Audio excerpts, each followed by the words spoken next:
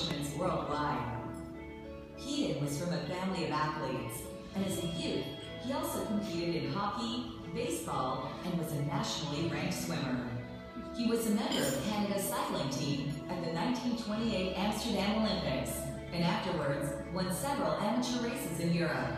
He went pro and quickly became the most prominent Canadian cyclist in the highly competitive six-day race events that took place between 1929 and 1948.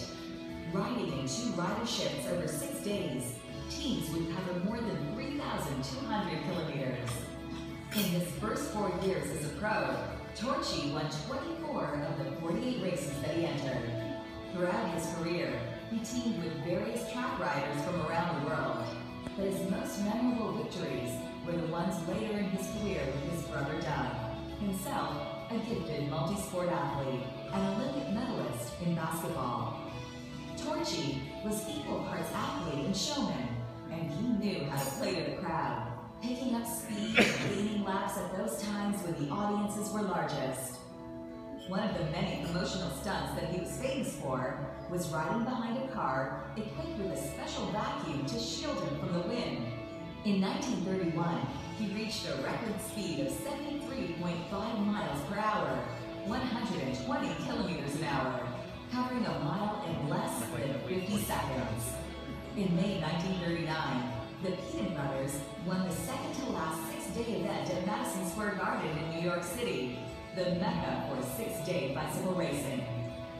In his six-day career, Torchy competed in 148 six-day races and collected an astounding 38 wins while capturing the World's Championship of six-day racing in 1939, 40, and 41.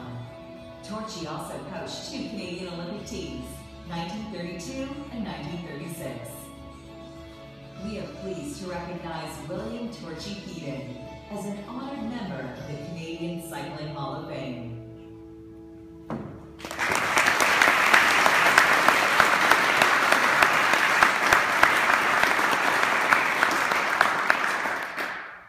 Torchy Peden is now an honored member of the Canadian Cycling Hall of Fame. Presenting the award is Cycling Canada Director Hannah Parrish. Will Bill Peden please come forward to accept the award and tell us more about his father, Torchy.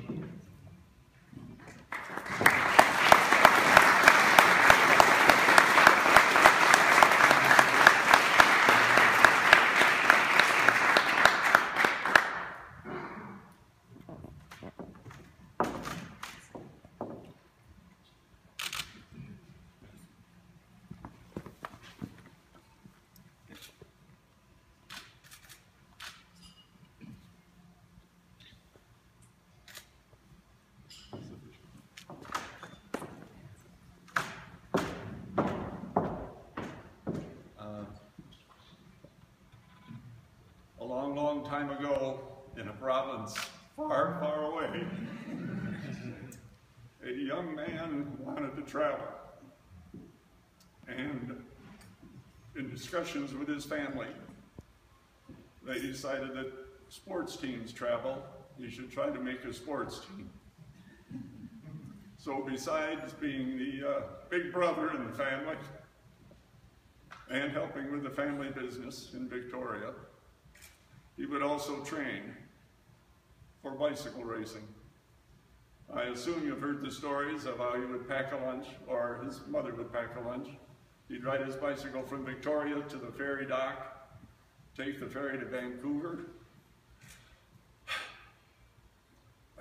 ride from Vancouver to Seattle, and then depending on his regime, take the ferry from Seattle back to Victoria, or take the ferry from Seattle to the Olympic Peninsula, ride up to Port Angeles, take the ferry to the dock, and then ride home. It was a team effort. As he was an amateur, family and friends, coaches from the Crystal Gardens and from the Y helped him. As he trained to be a professional, he learned from others. When he had his team together, he had his trainer, his physician, his mechanics. And so even though people look at cycling as an individual sport, He always taught us that it's a team, and it's a team effort. Thank you for this honor to be part of this fine Hall of Fame.